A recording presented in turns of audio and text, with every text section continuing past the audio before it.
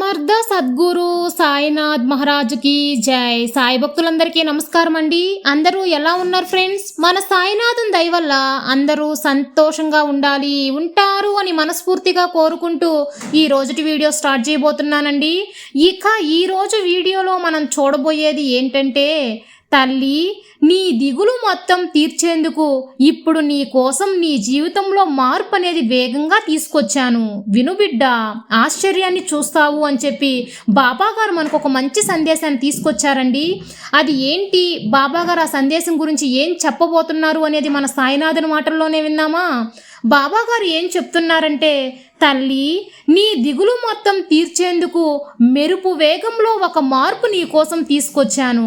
నీకైన విషయాలు బాగు చేస్తాను అని నమ్ము బిడ్డ. నీ మనసులోని బాధలు కష్టాలు అన్నిటినీ దూరం చేసి నీకు ఏం కావాలో ఆనందకరమైన అద్భుతమైన జీవితాన్ని నీకు అందజేస్తాను. నా కష్టాలన్నీ తీరాయి, నా సమస్యలన్నిటికీ ఒక ముగింపు వచ్చింది బాబా అని నాకు నువ్వు అన్ని విషయాలు పంచుకొని కృతజ్ఞతలు కూడా తెలుపుతావు. అంతకు ముందు ఒక విషయాన్ని తెలుసుకో బిడ్డ. నీ మనసులోని బాధని దించేసుకున్న అందరికీ నీ కష్టాన్ని చెప్పుకుంటే నీ మనోవేదన ఏమైనా తగ్గొచ్చేమో, కానీ నువ్వు అలసిపోతావమ్మా. నీ గురించి పూర్తిగా తెలిసిన వారు మాత్రమే అర్థం చేసుకుంటారు. కాబట్టి నీకు ఎలాంటి కష్టం ఉన్నా నాతో చెప్పుకో. నీ బాబాను నేను వింటాను, అర్థం చేసుకుంటాను, నీ బాధను కూడా పోగొడతాను. పరిగెత్తి సంపాదించినప్పుడు దొరకని డబ్బు ఏ పని చేయనప్పుడు హద్దుకుంటుంది. ఇది మనుషుల జీవితం. కష్టపడేటప్పుడు కావాల్సినప్పుడు ఏదీ దొరకదు. వద్దు అనుకున్నప్పుడు అదే వచ్చి చేరుతాయి తల్లి. అన్నీ ఇలాగే ఉంటుందమ్మా. ఏదైనా కావాలన్నప్పుడు జల్లెడ పట్టి వెతికినా దొరకదు. అవసరం లేనప్పుడు తేలికగా ఈజీగా దొరుకుతుంది. ఇది మనుషుల జీవితం. కావాల్సినప్పుడు దొరికితేనే కదా సంతోషం ఉంటుంది. అందువల్ల నువ్వు కోరినవన్నీ నీకు అందేలా నేను చేస్తాను. మొదట నీ కోసం అన్నీ చూసి ఎంచుకో. తర్వాత నీ వాళ్ళ కోసం చేసుకో. సుఖమైన జీవితాన్ని జీవిస్తున్నప్పుడే కదా కష్టాన్ని విలువ అలవాటు అవుతుంది. అప్పుడే కష్టంలో కూడా నువ్వు సుఖంగా ఉండగలుగుతావు. సుఖాల్లో కష్టాన్ని అలవాటైతే కష్టంలో సులభంగా జీవించేయొచ్చు. అందరి జీవితాల్లో సుఖదుఖాలు మారి వస్తూ ఉంటాయి. ఎందుకంటే అప్పుడే మనుషులు అన్ని జీవితాల పరమార్థాలు తెలుసుకుని అర్థం చేసుకుంటారు. అలా కాకుండా ఎప్పుడూ సుఖాన్ని ఆనందాన్నే ఇస్తే ఎలా చెప్పు? ఎందుకు జీవిస్తున్నామనే విషయాన్ని మర్చిపోయి సుఖ జీవితానికి ఆనందమైన జీవితానికి అలవాటు పడిపోయి జీవిస్తారు. ఇతరుల గురించి ఆలోచించరు. స్వార్థం ఎక్కువైపోతుంది. కాబట్టి కాలం, దేవుడు సుఖ దుఃఖాలను సమానంగా మార్చి ఇస్తూ ఉంటాడు. ఈ విషయాన్ని అర్థం చేసుకుంటే చాలు, జీవితం సాఫీగా సాగిపోతుంది.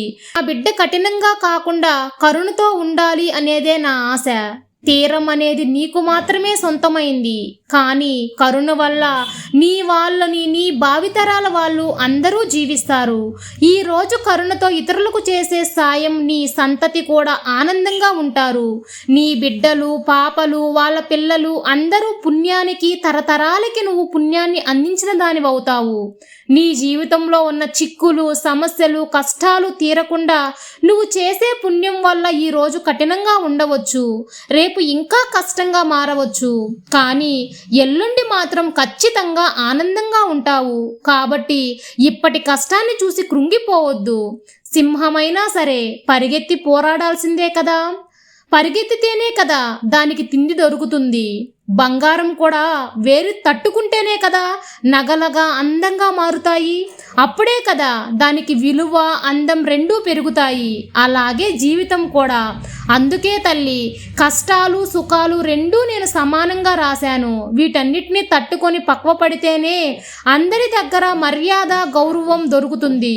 ఇప్పుడు అర్థమైందా కష్టం నష్టం మారి ఎందుకు ఇస్తుంటానని? ఇది తెలుసుకున్నావు కదా బిడ్డ. ఈ పక్వాన్ని నువ్వు గుర్తించుకొని అన్నీ తెలిసి సరైన సమయంలో అన్నీ వస్తాయని నమ్మకంతో ఎదురు చూడు. అదే పక్వం చెందడం.